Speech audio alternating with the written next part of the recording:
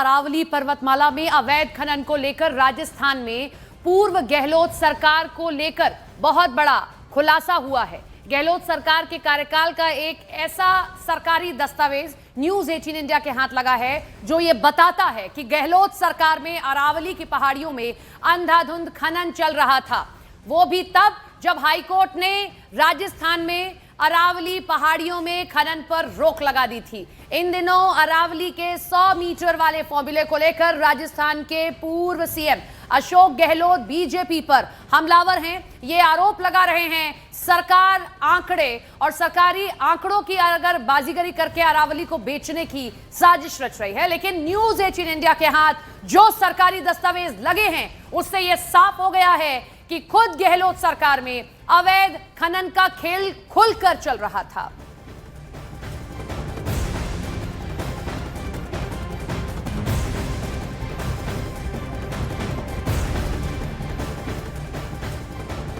तो चलिए आपको बताते हैं न्यूज 18 इंडिया के पास 2010 में तत्कालीन गहलोत सरकार की एक इंटेलिजेंस रिपोर्ट हाथ लगी है। उसमें क्या खुलासे हैं?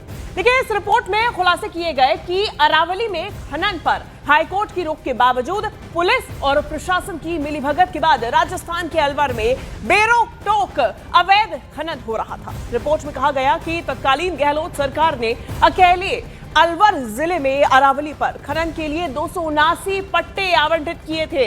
इस सरकारी रिपोर्ट में यह भी साफ साफ लिखा है कि 2010 में राजस्थान से हर दिन 1500 डंपर्स अवैध खनन के पत्थर हरियाणा और दिल्ली में सप्लाई किए जा रहे थे। इसके अलावा इस अवैध खनन में पुलिस प्रशासन, फॉरेस्ट पुलिस सभी की जो कमीशन था वो फिक्स था, वो फीस फिक्स थी।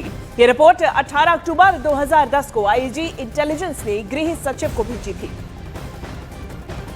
इधर अरावली की पहाड़ियों की नई परिभाषा को लेकर कांग्रेस मोदी सरकार पर हमलावर है। कांग्रेस सांसद जयराम रमेश ने अरावली के मुद्दे पर कहा कि मोदी सरकार अरावली हिल्स को बचाने के लिए नहीं बल्कि बेचने में लगी हुई है। उन्होंने आरोप लगाया कि केंद्र सरकार का मकसद अरावली को बेचना है, जबकि अरावली की जरूरत और वक्त की मांग है कि अरावली को बचाना चाहिए। हम राजनीति हम नहीं कर रहे हैं। जो परिभाषा आपने अपनाया है ये गलत परिभाषा है।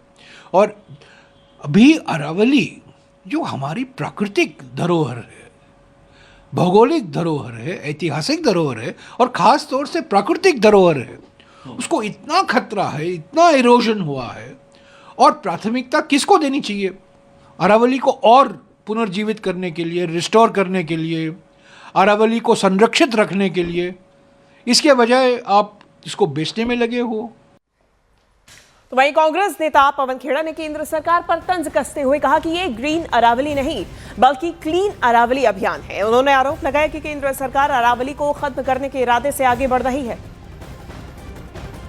ग्रीन अरावली नहीं, ये क्लीन अरावली है। साफ कर दो अरावली को, खत्म कर दो अरावली को, ताकि खनन माफिया, भू माफिया के हाथों में सरकार फिर से खेल सके और उनसे अपना पैसा ले सके, उनको ज़मीनें, हमारे पूरे पहाड़ बर्बाद करके दे सके। ये पहाड़ नहीं है, ये एक राजस्थान की जो रेगिस्तान की मिट्टी है, रेत है, उसके और दिल्ली, हरियाणा, इन तमाम इलाकों के बीच की एक दीवार है। ये प्राकृतिक दीवार है जिसको ये ख़त्म करना चाहते हैं।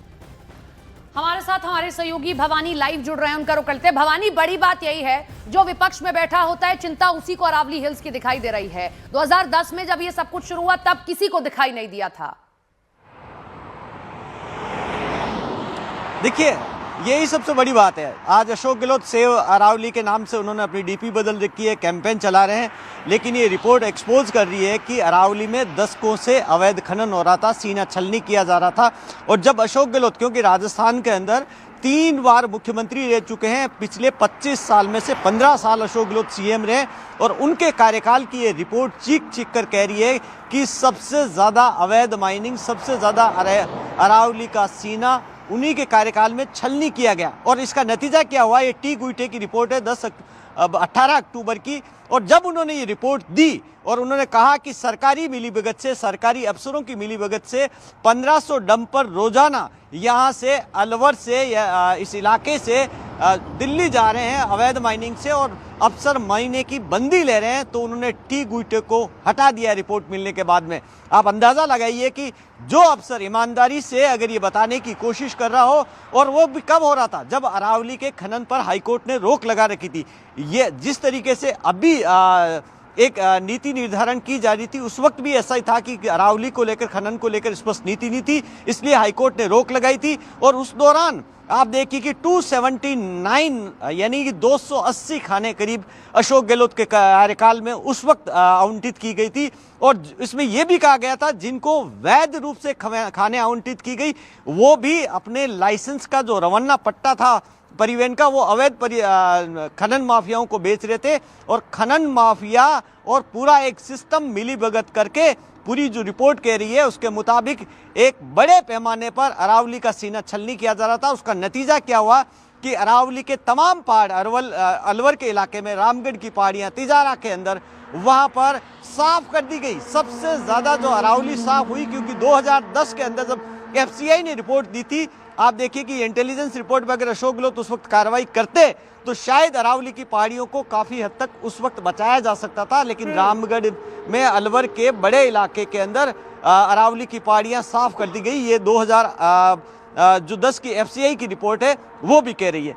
तो अब कैंपेन चलाना, अब ये कहना अशोक गहलोत जो अब बात कर रहे हैं विपक्ष में रहते हुए, अगर सत्ता में जब वो कुर्सी पर बैठे हुए थे, अगर तब कार्रवाई करते तो शायद बात अलग होती। लेकिन उन्होंने उस वक्त, उन पर सबसे बड़ा आरोप उन्हीं की सरकार की, उन्हीं की रिपोर्ट बता रही है कि खनन माफियाओं को किस तरीके से सरकार का संरक्षण था और किस तरीके से अवैध खनन हो रहा था। भवानी, पुलिस प्रशासन, फॉरेस्ट विभाग, तमाम लोगों का कमीशन फिक्स था, इस रिपोर्ट में लिखा गया है। लेकिन सरकार की नाक के नीचे ऐसा हो रहा था, तो सरकार का यह तो कमीशन फिक्स था, बिना किसी कार्रवाई के बेरोक टोक कैसे ये खनन अवैध तरीके से किया जा रहा था? सबसे बड़ा सवाल तो यही है। कोई नाम भी सामने आ सकता है आगे? देखिए, बिल्कुल बिना मिलीभगत के संभव, ये सब जब तक संरक्षण नहीं होता तब तक संभव नहीं है। और संरक्षण की बात भी इसमें खुलकर लिखी गई है। इसमें एक बात और लिखी गई है, वो काफ़ी सवाल खड़े करती। इसमें बताया गया कि मेव बाहुल्य इलाकों के अंदर, यानी अलवर का जो तिजारा एक बड़ी बेल्ट है, जो मेव बेल्ट है, मेवात की जो राजस्थान के अलवर से शुरू होकर हरियाणा तक जाती है, कहा कि वहाँ पर मेव समुदाय में डंपर खरीदना और परिवहन, उसका ये इसका पत्थरों का परिवहन करना व्यवसाय बना लिया। और क्योंकि उस वक्त अशोक गहलोत के टेन्योर में एक मेव समुदाय से आने वाले राजस्थान के स्वास्थ्य मंत्री रहे थे, वो उस वक्त मंत्री के पद पे थे, तब ये आम जन चर्चा थी। उस वक्त सब लोग जानते हैं कि तब ये था कि किस तरीके से मंत्री जी के संरक्षण की वजह से उस इलाके के अंदर पहाड़ियाँ साफ की जा रही है।